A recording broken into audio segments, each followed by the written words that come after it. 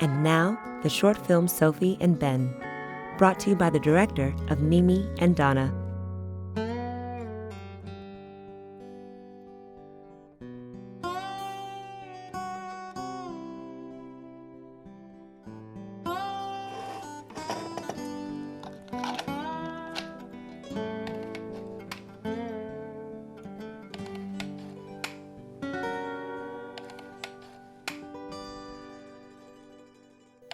Hi, I'm Sophie Sartain, and I'm the director of Mimi and Donna. This is my grandmother's house, where I spent weekends growing up. Hey, Donna. Hi, Sophie. And this is my Aunt Donna. Donna has an intellectual disability and probably some undiagnosed autism. At age 64, Donna still lives at home with my grandmother Mimi. Mimi is 92 and going strong for 92. I started filming Mimi and Donna in 2009 when it seemed obvious that their life together would not continue like that forever. My grandmother at the time was 92, and she had finally, after decades of resistance, admitted that she couldn't take care of my Aunt Donna any longer. I love you, and they want you to stay a while. No. They want you to stay a while. No. Oh, this is hard. I know it is now. I don't think I can take her. Yes. I just take her back home. No. I had grown up with my grandmother Mimi and my Aunt Donna, and I had seen my grandmother take care of my Aunt Donna for decades. I mean, just being this wonderful, loving presence to my aunt my whole life. And while I admired that so much, it made me think about myself and, wow, could I be like that? Could I live up to that? And I thought, I can't do it. You know, I'm not that good. I'm not that unselfish. You know, how could I measure up to Mimi? This one. It was during filming that I started to fear my own son, Ben, might have autism.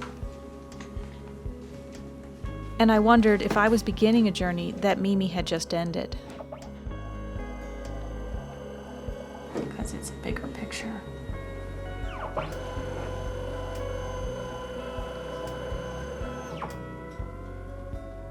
Who's that? Who's that? Aunt Donna. That's right, Aunt Donna. In my case, I have a family history of people with autism, and so I was nervous from the time I knew I was having a boy, even, and when I was pregnant, that this could be a possibility. We had a meeting with therapists who had been evaluating my son, Ben. So what did you think about what they said? They confirmed he's on the autism spectrum. That's not what I wanted to hear. My partner and I first got the diagnosis for my son when he was about 4 years old. I have to say, it was scary. I was fearful. He's gonna be okay.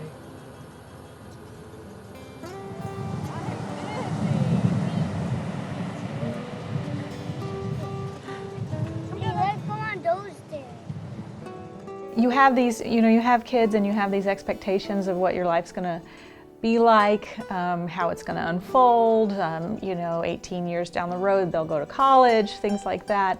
And then when you hear some diagnosis like that, it kind of throws all of that out the window, and you don't know what your future's gonna look like.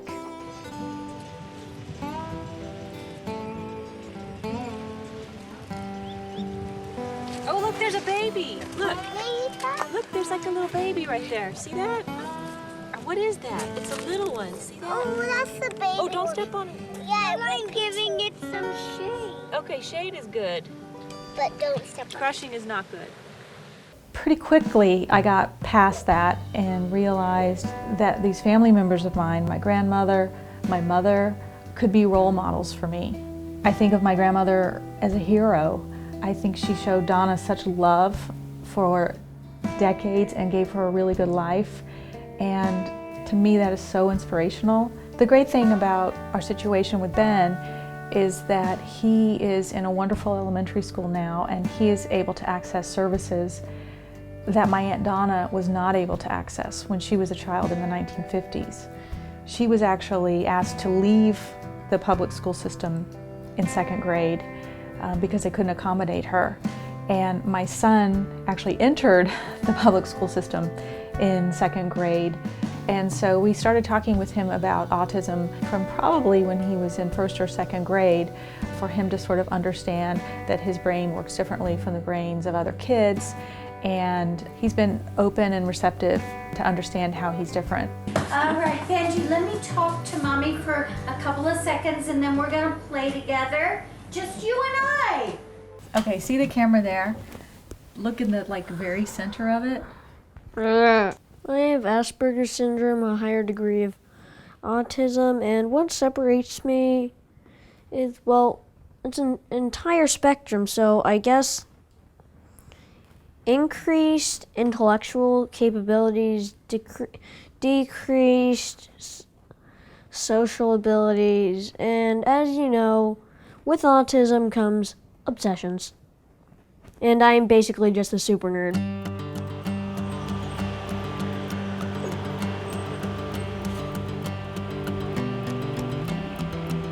He's an amazing kid and has an incredible memory. You know, if he starts talking about his obsessions, you can just be blown away by the kind of things that he can come up with.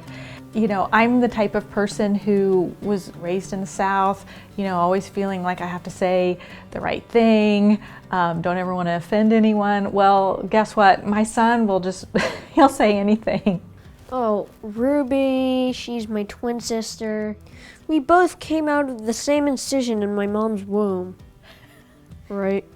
Yes, that's true. And sometimes I, just have to, cover my eyes and say, oh gosh, what did he just say? AKA the same C-section. That's right. So, it can be hard, but at the same time, it's kind of refreshing. He's very honest, he's very funny, he's very clever. And so sometimes we would say, yes, Ben, your autism, it gives you challenges, but it also gives you superpowers. You could see him kind of stand up a little straighter when he kind of thinks, oh, okay, I can go with that. So we've had some good open conversations about his situation, and he himself is pretty articulate talking about it.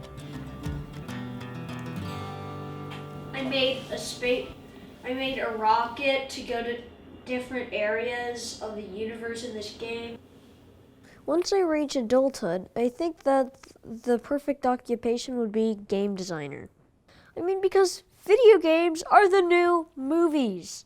So I honestly have to say that I would be designing, I feel like my purpose in life is to design great games that people can enjoy.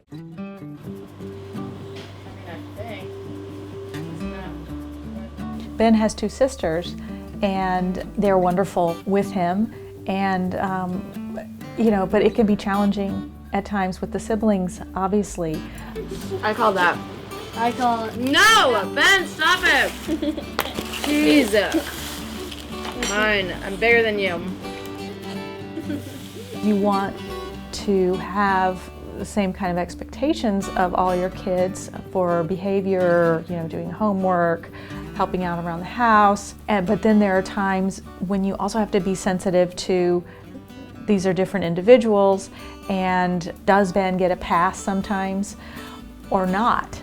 These are sort of daily dilemmas that we have and that we have to navigate with all 3 children.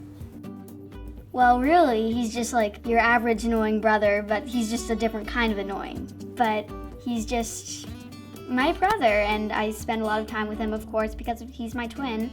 Oh, Ben is very gentlemanly. He always holds the door open for us, and he's very sweet and considerate most of the time, even though he can be a little irritating sometimes. Irritating just as in sibling irritating, I don't think of him any differently than I think of Ruby.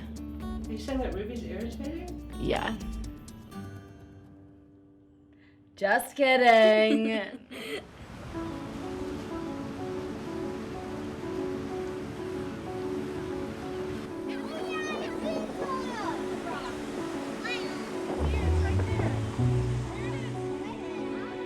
I think it has made me a lot more considerate as a person and understanding, because I've kind of learned from Ben, like, not to judge people as much by their actions because it might not be in their control.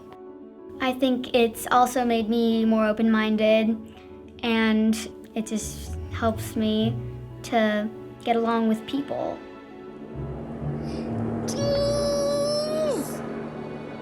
You know, what Mimi taught me was just this unconditional love that she's had for Donna for decades. And, you know, we make these great advances in our understanding of the brain and in our understanding of behavior, but yet just to show that kind of love is just so timeless and universal, and that will never change. And for me, Mimi will always be my hero because she really demonstrated that to me. Differences are what make us human. I mean, imagine if we were all the exact same person. The world would be a boring place. And now, since we have differences, that makes the world entertaining. That makes the world unique. And I feel like autism and Asperger's syndrome are just a difference, where your brain is just built a different way, and it's completely fine because it's what makes us human.